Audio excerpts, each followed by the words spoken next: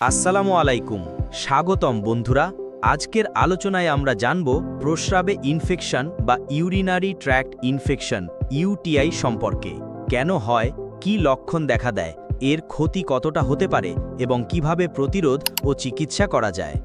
মূত্রনালী আমাদের শরীরের একটি গুরুত্বপূর্ণ সিস্টেম, যা কিডনি থেকে প্রস্রাব তৈরি করে ব্লাডারে জমা রাখে এবং ইউরেথ্রার মাধ্যমে শরীর থেকে বের করে দেয়।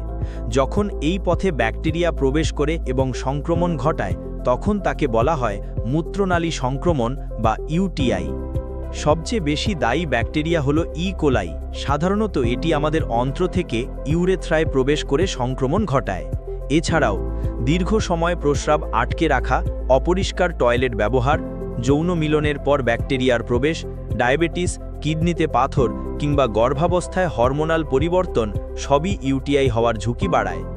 প্রস্রাবে ইনফেকশনের কয়েকটি সাধারণ লক্ষণ হল ঘন ঘন প্রস্রাবের চাপ, প্রস্রাবের সময় জ্বালা বা ব্যথা, প্রস্রাব ঘোলা হওয়া বা দুর্গন্ধযুক্ত হওয়া, কখনো কখনো প্রস্রাবে রক্ত আসা, নিচের পেট বা কোমরে ব্যথা, এবং যদি কিডনিতে ছড়িয়ে পড়ে তবে জ্বর ও কাঁপুনি দেখা দিতে পারে। নারীদের মধ্যে এ রোগ বেশি দেখা যায় কারণ তাদের ইউরেথ্রা ছোট।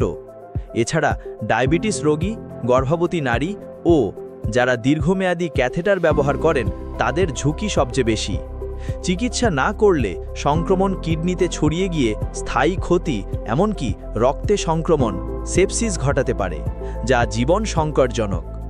প্রস্রাবে ইনফেকশন প্রতিরোধের কিছু সহজ উপায় হল প্রতিদিন পর্যাপ্ত পানি পান করা, প্রস্রাব বেশি সময় ধরে না রাখা, টয়লেট ব্যবহারে পরিচ্ছন্নতা বজায় রাখা, যৌন মিলনের পর প্রস্রাব করে ফেলা এবং অন্তর্বাস সবসময় পরিষ্কার ও শুকনো রাখা।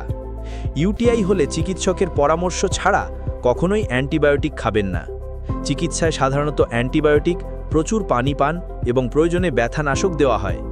জটিল ক্ষেত্রে হাসপাতালে ভর্তি হয়ে শিরায় ওষুধ নিতে হতে পারে। সার সংক্ষেপে বললে, প্রস্রাবে ইনফেকশন সাধারণত গুরুতর নয়, তবে অবহেলা করলে বড় ধরনের জটিলতা তৈরি হতে পারে।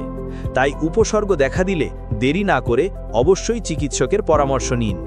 ভিডিওটি তথ্যবহুল মনে হলে লাইক, শেয়ার করুন এবং স্বাস্থ্য বিষয়ক আরও আপডেট পেতে আমাদের চ্যানেল সাবস্ক্রাইব করতে ভুলবেন না। সুস্থ থাকুন, সচেতন থাকুন।